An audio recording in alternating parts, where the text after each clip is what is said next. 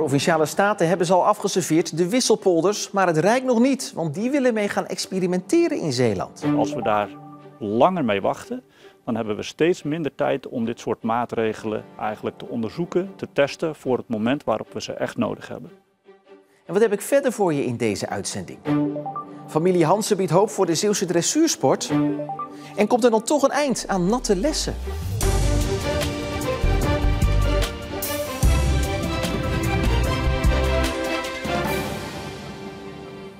Goedenavond. De Zeeuwse politiek wil ze niet, omdat het op ontpolderen lijkt. Maar het Rijk gaat toch bekijken of het mogelijk is om een wisselpolder in Zeeland aan te leggen bij Hoedekenskerke. Volgens wetenschappers is een wisselpolder belangrijk voor de veiligheid van Zeeland.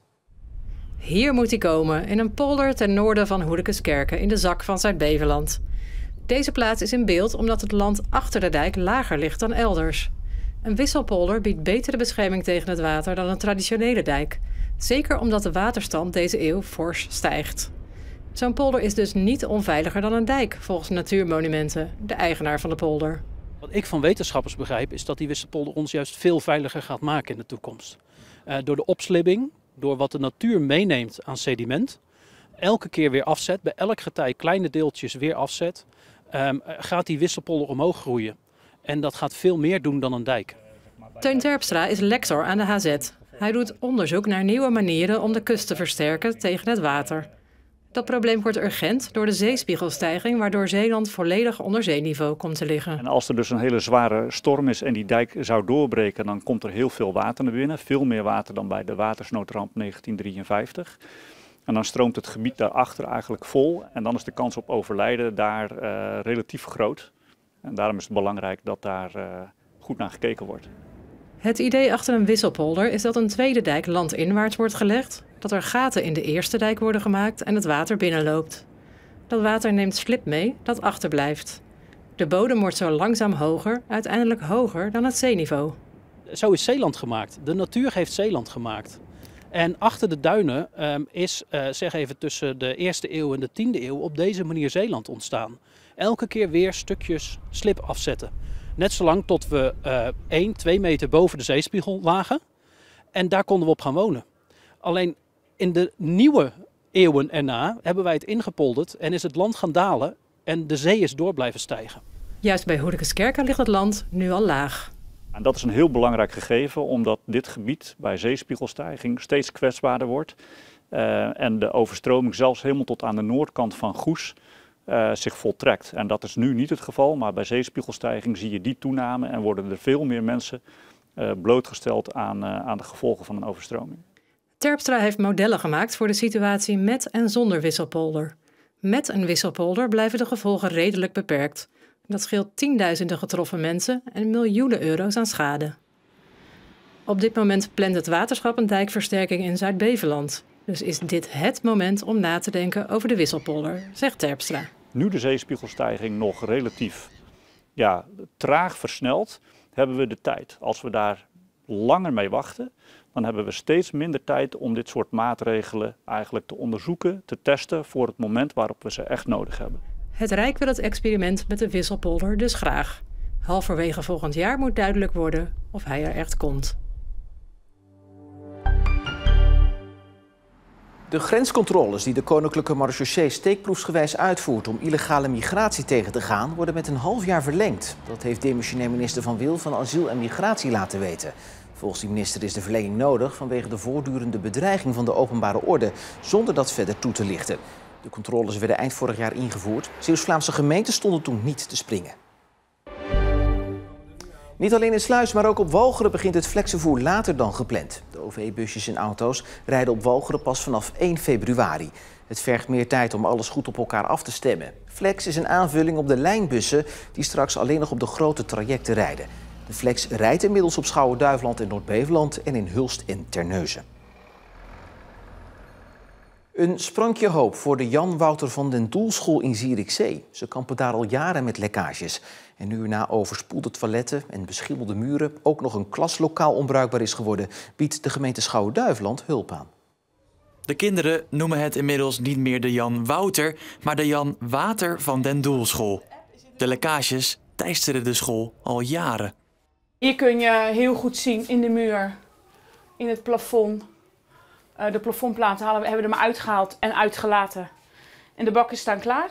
Vorig jaar mei zag het er nog zo uit en gingen de kinderen demonstratief de straat op.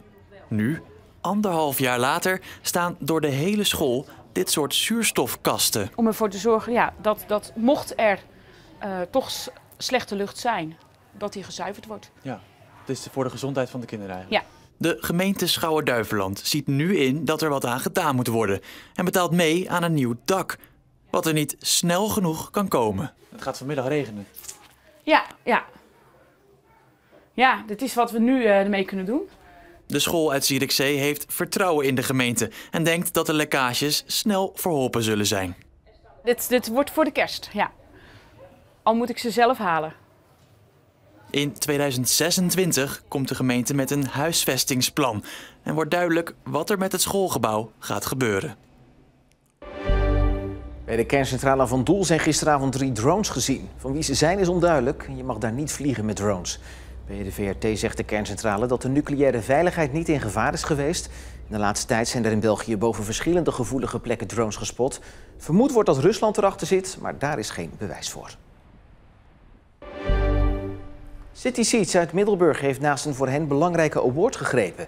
Het natuurproject met moestuinen tussen de flats in Douwendalen was daarvoor in de race en kon €2500 winnen. De prijs ging naar iemand anders, maar tot hun eigen verbazing krijgen ze dat geld nu toch van een anonieme gulle gever. Wij hebben die geldprijs ontvangen van een anonieme sponsor die de stichting een heel warm hart toedraagt. En die vond dat wij die geldprijs gewoon hadden moeten winnen. En die sponsor heeft toen gezegd, dan ga ik dat bedrag voor jullie sponsoren. Zodat jullie toch uiteindelijk met dat geld kunnen doen wat jullie willen doen voor de stichting.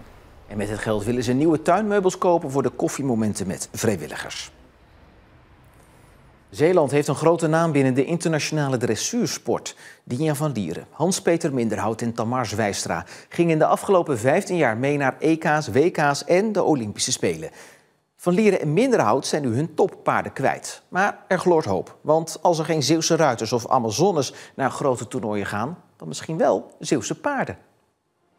Nu Dinja van Lieren en haar paard Hermes uit elkaar zijn en het contract van Hans-Peter Minderhout met de Oostenrijkse sponsor Glock is beëindigd, rijst de vraag of de Zeeuwen terugkomen aan de top. Volgens bondscoach Patrick van der Meer, die dit weekend in Zeeland was, is het slechts een tussenfase. Dinja die heeft eigenlijk nu al 2 paarden die zijn ook gecontracteerd door het NOPT, dus het Nederlandse Olympiade Paardtalent. Hans-Peter is ook heel druk aan het werk om ook met een ander paard alweer aan de gang te komen. Ik moet zeggen, Tamar Zwijstra die heeft haar toppaard, nog heel jong, dus die kan nog lang vooruit, maar die heeft daar achteraan ook een paard, die is ook van het NOPT. Dus we hebben eigenlijk wel een hoop, ook weer nieuwe combinaties, nieuwe paarden, waar eigenlijk een beetje de geroutineerde ruiters hopelijk wel mee door kunnen. De afgelopen jaren domineerden de Zeeuwse combinaties het Nederlandse team. En voor de Spelen van 2028 heeft de bondscoach ook goede hoop op Zeeuwse deelname. En dat is best bijzonder. Het zijn wel echt no-nonsense mensen, harde werkers en die kunnen best tegen een stootje, daar kun je wat tegen zeggen. Die hebben eigenlijk veel zelfkennis en daardoor dus ook wel topsportmentaliteit. Die willen dus niks aan het toeval overlaten, willen hard werken. Dus ik denk dat dat ook wel een beetje de relatie is naar de Zeeuwse buurt hier. Mocht het onverhoopt toch niet lukken voor de Zeeuwse ruiters en Amazones, dan zullen er zeker Zeeuwse paarden te zien zijn op de grote toernooien. Want de Zeeuwse fokkerij telt ook mee. En de KWPN-regio Zeeland heeft een aantal hele mooie fokproducten voortgebracht. Een voorbeeld die iedereen wel kent is Vallegro, gefokt door de familie Hansen op Schouwen-Duiveland. Olympisch kampioen geworden in 2012. Dat is één voorbeeld van echt een heel succesvol paard wat in Zeeland gefokt is. En die familie Hansen heeft nu weer een aanstormend talent, Allegro. Het paard won al brons op het WK voor jonge paarden, samen met de Engelse Amazone Charlotte Vrij. Vrijdagavond werd de hengst vanwege die prestatie opgenomen in een gerenommeerd stamboek. Ik voel me heel trots.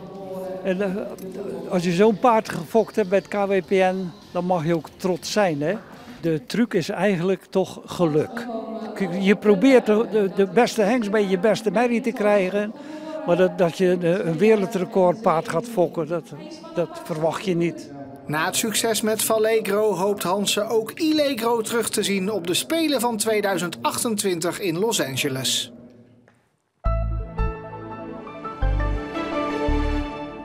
De dag die begon grotendeels droog en met vrij veel bewolking. De zon die liet zich spaarzaam zien bij maximaal 12 graden, maar het voelde door de wind wel wat kouder aan.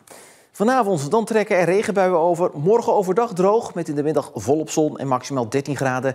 De dagen erna weer wat warmer en tegen het einde van de week weer een grotere buienkans en ook weer wat koeler weer. En tot zover deze Zeeland Nu. Volg ons online om op de hoogte te blijven van het laatste Zeeuwse nieuws. Dat kan via onze app of via omroepzeeland.nl. Voor u in ieder geval nog een fijne avond en graag tot morgen.